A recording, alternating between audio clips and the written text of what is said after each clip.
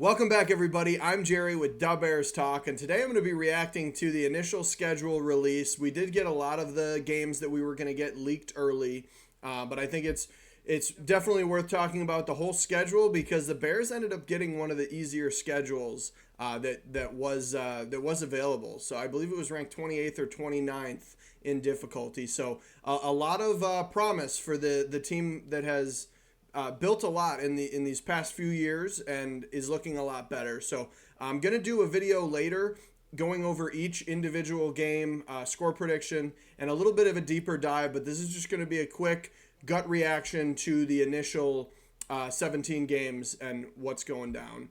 So like the video if you like it. Comment down below. Scale of 1 to 10 if you're happy, like how happy you are with the schedule and how many games that you think we're going to win, because I'm going to go over that at the end of the video. And then subscribe for more. Like I said, I am going to be going in depth with the Bears schedule and actually every team's schedule. So I'm going to do a record prediction, score prediction for every single game. So stay tuned for that. But let's get right into it. I'm going to put the schedule on the screen right about here for you guys. And so here we go. So week 1, we got the Titans. I think the Titans are an interesting team because they have a big switch where they kind of just leaned on Derrick Henry. Now they have Tony Pollard and Tajay Spears is still there, who I think are kind of similar running backs. That's an interesting situation. But you get a lot of receivers in Calvin Ridley, Tyler Boyd, and there was the other guy that was Calvin Ridley, Tyler Boyd. Somebody else on their team, too. Can't forget about Traylon Burks, either. Actually, trade rumors for him, too, which I thought was interesting. I think the Bears can get a dub there. And then moving on, Sunday Night Football with the Texans. I think, let's go over so we only get 3, or technically 4, 4 primetime games. People are saying 3. I think it's really 4 because you have the Thanksgiving game. You could also look at the Jaguars Week 6 as a primetime game because that's going to be early morning, not technically primetime. I think a couple of these games could get flexed. I think that late in the season, if the Lions and the Bears are in contention for a playoff spot, and same thing with the Packers, I think both of those games could be flexed games that could happen. And then, you look before that, and I think you could look at the early Packer game and say that could be flexed too. Really, any of these division rival games, I think, could be flexed. They probably wouldn't have both Bears-Vikings games primetime, but I guess the 49ers could be too if the Bears are showing out and having a great season. But we do have a couple flex opportunities, so don't worry about that.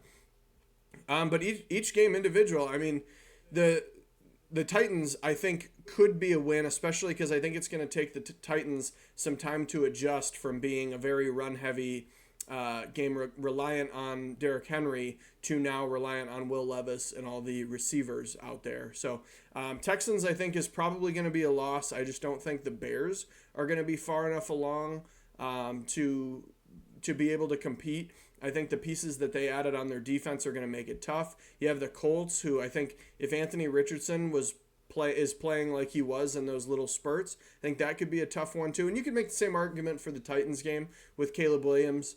I think, if he's not ready, week 1, it is at home, which is nice. So I should mention, if it doesn't say it on the screen, orange is home games, white is away.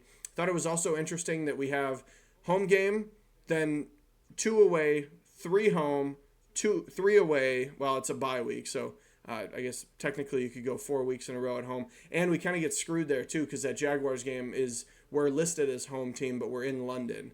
But then you have 3 more in a row later, 3 away, 2. So I thought that was interesting. I feel like maybe it hasn't been like that in the past. But just going through individually, again, Titans, I think you can get a win. Texans, I think you lose. I think we have a more complete team than the Colts, so I think you can win there. I think the Rams could be really good. They lose Aaron Donald, but they have a talented wide receiver core. You still have Matt Stafford as long as he's healthy enough. Panthers is going to be a win. Jaguars are a very interesting team because they're kind of like one of those fringe playoff teams but end up losing. Not very good, but the Jaguars are the favorite of London. So they kind of get the home field advantage for a home game for the Bears. And we have the bye week, and then we have a stretch of winnable games in the Commanders, Cardinals, and Patriots. I think we win all those, honestly. It's cool, too. You get Jaden Daniels then versus Marvin Harrison then versus Drake May all in a row. I like that. Packers, I'm going to say a loss. I think we either split. I think we split with the Packers, honestly. I just feel like we can get one on them. I'm not confident enough to say they can beat us in both because of how improved our team is, and I'm not confident enough to say that they're going to sweep us because I think we've made a lot of improvements. Vikings, I think, is interesting. Their quarterback situation is really dependent on how it goes. And then Lions on Thanksgiving, I think we can split with the Lions again. I think we also could win both games because we were like a couple minutes away from winning both games last year, and we had a little choke job happen. So I think we could win both against the Lions potentially. You got the 49ers. I think that's probably a loss. I don't think we're good enough. But late in the season, like I said, that could be flexed to a primetime game. If the Bears are having a great season all the way through and Caleb Williams is a standout guy, you're having a lot of success from the receivers. DeAndre Swift's having a great year. The Bears defense is buzzing. Could happen. Then you have Vikings Monday Night Football. No longer Monday night with Kirk. So interesting there. Lions again. Seahawks, I think they're kind of a weird, kind of a still fairly young team, but you've got Geno Smith. What's going to happen moving forward? I don't know. I think that could be a win though. And then again, I said Packers, I think we will split against. I think we're looking at, if I was to just give a range, because I'm going to go over the full, I'm going to go over score prediction for every single week and everything in the next video. But I would say the Bears, I think we have a winning record here. I don't see anything less than 9-8, and I think we could be at the top, probably 12-5.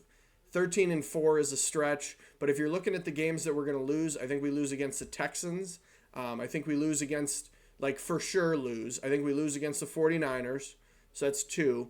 I think we split with I think you could split with the Lions and the Packers, to be honest. I think we could sweep the Vikings. And then the only other questionable game there for me is really, I think we could, Seahawks, Rams, and Jaguars. You look at a situation where you lose all those. So you'd be losing to the Texans, Rams, Jaguars, Seahawks, and 49ers, and then splitting. So in that case, you're losing 7 games.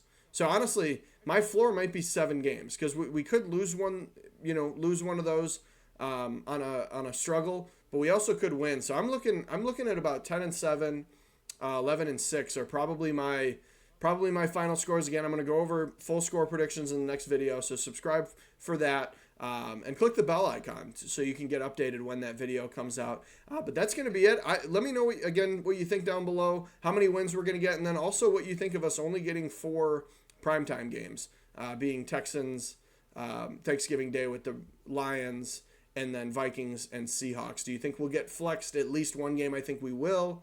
That would put us at 5. I believe 6 is the cap. So let me know down below. But again, subscribe for more. Thank you for watching, and bear down.